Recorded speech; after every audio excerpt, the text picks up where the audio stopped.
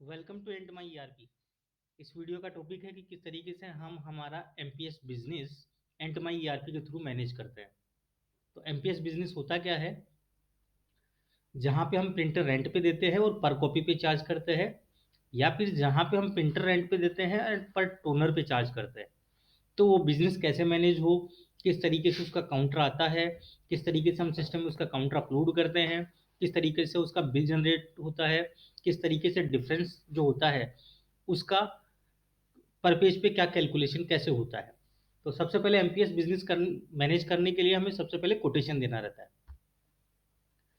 तो जैसे ही मैं सीआरएम सेल्स पे जाके कोटेशन पे क्लिक करता हूँ, यहाँ पे एमपीएस कोटेशन पे हमें क्लिक करना रहता है।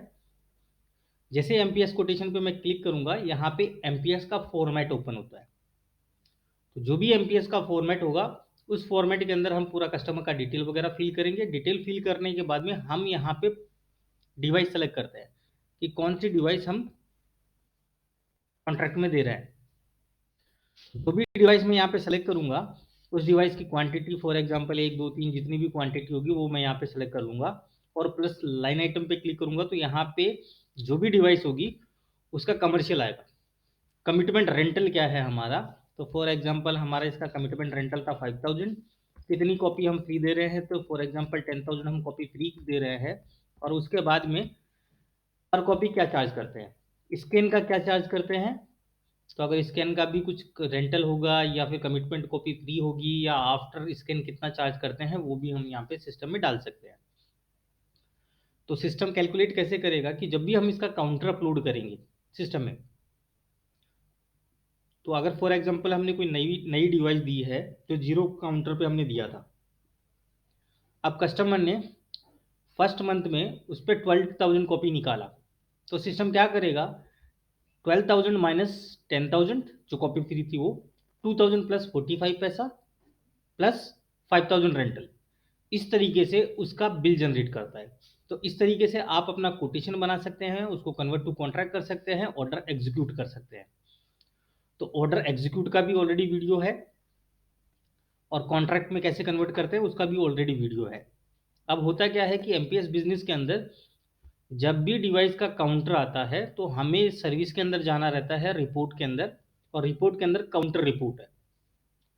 तो जैसे ही काउंटर रिपोर्ट पे मैं क्लिक करता हूँ, जितनी डिवाइस हमने एमपीएस पे दी हुई है या पर पेज पे दी हुई है वो हमें यहाँ पे दिखाई देगी। तो एमपीएस कमर्शियल टाइप के अंदर आपको पर दिखाई देगा पर टोनर है कि पर पेज है।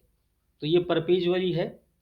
इसके अंदर क्या क्या काउंटर कब कब आया था वो देख सकते हैं। अगर काउंटर हमारे पास में आया है तो ऐड काउंटर पे क्लिक करेंगे और यहाँ पे जाके हम जो भी काउंटर होगा वो काउंटर ऐड कर सकते हैं।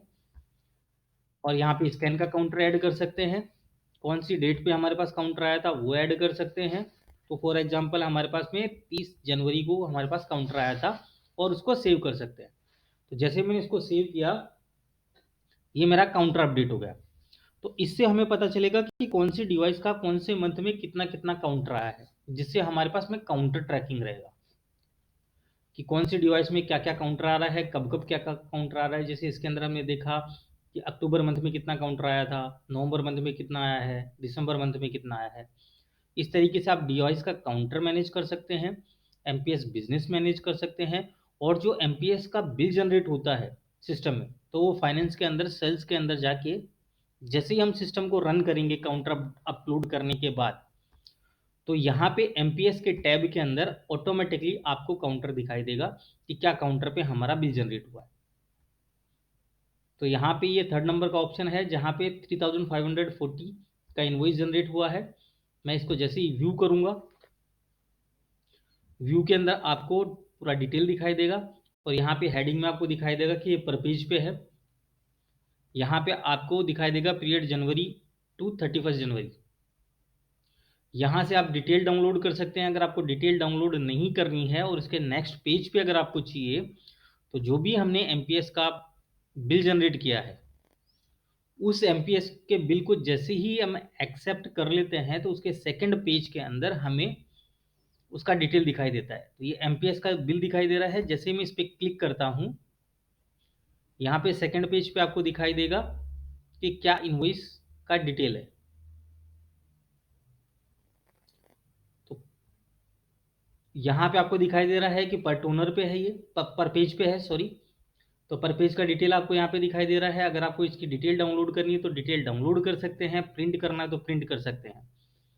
तो प्रिंट के अंदर भी मल्टीपल ऑप्शन है, ओरिजिनल प्रिंट करना है, डुप्लीकेट के साथ में करना है, तो उस तरीके से आप प्रिंट कर सकते हैं। तो जैसे सिस्टम से आप प्रिंट करेंगे, आपको वो प्रिंटिंग के अंदर दिखाई देगा कि क्या आपका डिवाइस था, उसका कितना काउंटर था और उसमें कितना डिफरेंस था, वो सब कुछ आप देख सकते हैं।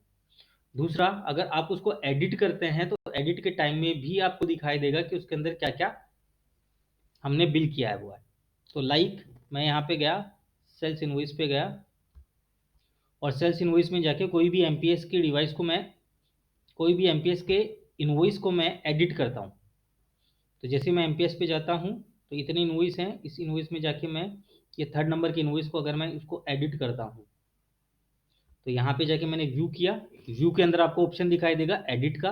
तो जैसे ही मैं यहाँ पे जाके उसको एडिट करता हूँ, तो ये एडिट पे जैसे ही क्लिक किया तो यहाँ पे आपको डिटेल दिखाई दे रही है। 1 जनवरी से लेके 31 जनवरी तक का इस डिवाइस का, इस सीरियल नंबर का इतना हमारा रेंटल था, इतना कॉपी फ्री था, 0 स्टार्टर काउंटर था और 0 एंडिंग काउंटर है। तो जैसे ही अगर फॉर एग्जांपल मैं यहाँ पे डालता हूँ 2000, जबकि ये डिटेल आता है मेरा काउंटर रिपोर्ट से।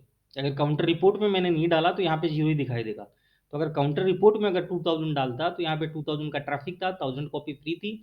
जैसे ही एक्स्ट्रा कॉपी 1000 हुआ, 50 पैसा के हिसाब से 500 ये हो गया, 1000 ऑलरेडी था। जैसे मैं इसको सेव कर दूंगा, यहाँ पे आपको जो बिलिंग था वो बिलिंग अमाउंट बढ़ जाएगा। तो यहाँ पे आपको दिखाई देगा एक्स्ट्रा कॉपी चार्जेस 500 रुपये, जबकि 3000 आपका रेंटल था लेकिन एक्स्ट्रा कॉपी आपका 500 निकला। तो इस तरीके से आप अपना पूरा एमपीएस बिजनेस मैनेज कर सकते हैं एंड माई ईआरपी के थ्रू। ये वीडियो देखने के लिए थैंक यू। प्लीज़ इस वीडियो को लाइक कीजिए, शेयर कीजिए, सब्सक्राइब कीजिए। थैंक्स।